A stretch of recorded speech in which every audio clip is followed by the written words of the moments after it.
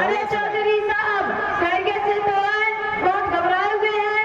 अरे क्या खैरियत वैरियत रहेगी, जब देखो दौड़े चले आते हैं। समझा नहीं किसकी बात कर रहे हैं? वही मदरसे वाले लोग। क्या रिश्ते विश्ते की बात करने आते हैं? अरे फालतू की बकवास मत करो, दिमाग सठिया गया है तुम्हारा। माफ करना चौधरी साहब, जबान फिसल गई। अरे जगरू भाई, चौधरी साहब टेंशन में है और आप चौधरी साहब की फिरकी ले रहे हैं। क्यों चौधरी साहब, मदरसे वाले आपके पास क्यों आते हैं? अरे जहाँ धान गेहूँ तैयार होता है चले आते हैं, कहते हैं उस दो। अरे चौधरी साहब, तुम्हारे तो घर ही पहुँचते हैं, हमारे तो खेत पर भी पहुँच आते हैं। मगर मेरे दादा भी इतने कंजूस और मक्खी चूसा की उनको देने तो दूर की बात, परिंदों को भी चोंच मारना नहीं देते। चौधरी साहब, मुझे एक बात समझ में नहीं आ रही है, ये मौलवी अफराद और मदरसे के जिम्मेदार जब भी भवन आती है तो उश्र मांगने चले आते हैं, रमजान आता है तो ज़कात मांगने आ जाते हैं। हम लोग कितनी मेहनत और मुशक्कत से कमाते हैं और खेती करते हैं और ये लोग कितनी आसानी में लेकर चले जाते हैं। हाँ मगर भाई, इस तरह हम लोग ज़कात ही निकालते रहे तो बीवी बच्चों के लिए क्या जमा कर पाएंगे? सही कह रहे हैं आप जगरू भाई, बच्चों की पढ़ाई लिखाई का खर्चा और उनकी शादी का खर्चा कैसे पूरा होगा? अस्सलाम वालेकुम चौधरी साहब। वालेकुम अस्सलाम। क्या बात है चौधरी साहब, सब एक साथ जमा है, कोई जमीन वमीन बेचने की मीटिंग हो रही है? अरे नहीं यार, हम लोग एक कंफ्यूजन में हैं। क्या बात है चौधरी साहब, सब खैरियत से तो हैं?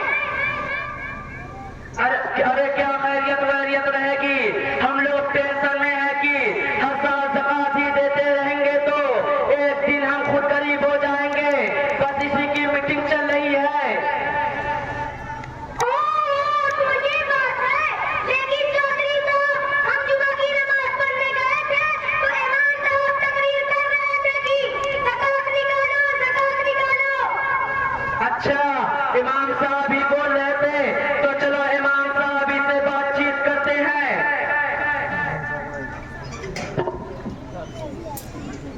अस्सलाम वालेकुम व रहमतुल्लाहि व बरकातुहू। वालेकुम अस्सलाम व रहमतुल्लाहि व बरकातुहू। खैरियत से तो हैं इमाम साहब? जी अल्हम्दुलिल्लाह, आप लोग खैरियत से हैं? अल्हम्दुलिल्लाह, हम लोग भी खैरियत से हैं। जी फरमाइए, कैसे आना हुआ?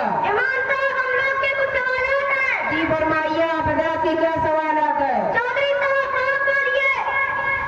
इमाम साहब, हम लोग बहुत मेहनत से कमाते हैं, हमको ज़कात निकालने को कहा जाता है, हम खेती करते हैं, हमको उश्र वगैरह निकालने को कहा जाता है, ऐसा क्यों? ये कैसा निजाम है? मेरे भाइयों, हर मुसलमान को खास तौर पर ये हकीकत हर पैसे में रखनी चाहिए कि उसको जो कुछ दौलत मिली है उसका असल मालिक वो खुद नहीं बल्कि अल्लाह ताला ही मालिक हकीकी है, और उसने अपने फजल करम से हमें अपनी मिल्कियत में बतौर नेमत तसर्रुफ करने का हक दे रखा है। जब अल्लाह उसका मालिक है और उसी की कुदरत के बिना पर हमें ये नेमत मैसर आई है, अगर वो अपने बंदों को ये हुक्म करता कि अपना सारा माल अल्लाह की राह में लुटा दो तो कोई हमें शिकायत और एतराज का मौका ना था, क्योंकि उसकी चीज वो जहाँ जितनी चाहे खर्च करे।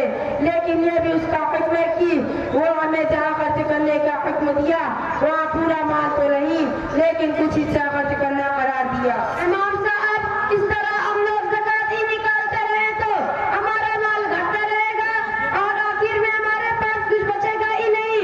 मेरे प्यारे भाइयों, ऐसा हरगिज़ नहीं। आम तौर पर लोग ये समझते हैं कि ज़कात की अदायगी और सदका वगैरह करने से माल घट जाता है, लेकिन कुरान और हदीस की सराहत है कि सदके से माल घटता नहीं, लेकिन कुरान और हदीस की सराहत है कि सदके से माल घटता नहीं बल्कि बढ़ता ही रहता है। एक हदीस में रसूल सल्लल्लाहु अलैहि वसल्लम ने फरमाया, किसी आदमी का माल सदका की वजह से कम नहीं होता। मेरे प्यारे भाइयों, ज़कात और सदक़ात निकालने की वजह से अगरचे बज़ाहिर माल कम होता दिखाई देता है, मगर इस बिना पर मिन जानिब खुदाबंदी जो बरकत होती है, खौबात में कारोबार में इजाफा की सूरत या नुकसान बलिया से इबादत की सूरत सदक़े की मक़दार के मुकाबले में में कई ज्यादा होती है। लेकिन इस तजुर्बा से ये बात साबित है कि ज़कात देने वालों का माल बढ़ता ही रहता है। चौधरी साहब, अजी इमाम साहब, इस तरह ज़कात निकालने का फायदा क्या है?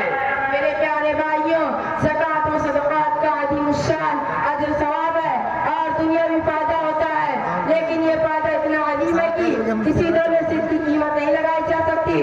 अब मेरे पास बड़े इदारे के वक्र मुफ्ती साहब भी मौजूद हैं। चलो हजरत भी इत्तिफादा करते चले। अस्सलाम वालेकुम मुफ्ती साहब। वालेकुम अस्सलाम व रहमतुल्लाहि व बरकातुहू। हमारे दरमियान ज़कात के ताल्लुक से बहस मुबाहसा जारी है, आप उसका हल फरमाइए। रहमतु व नसल्ली अला रसूलिल करीम। मेरे मोहतरम बुजुर्गों, दोस्तों और भाइयों और पर्दे में बैठे हुए ख़वातीन, इस्लाम के तमाम अहकाम और हिदायत का खुलासा दो बातें हैं।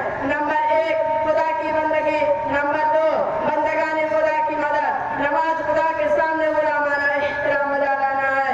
रोजा नफ्स की ख्वाहिश पर खुदा के हुक्म को वालिब करता है। हज खुदा की शान महबूबियत का इजहार करना सबसे जरूरी और अहम फरमान ज़कात है। ये अपने माल में खुदा और उसके बंदों के हक में इकरार है और नमाज के बाद वालिद सबसे अहम रुकन ज़कात है।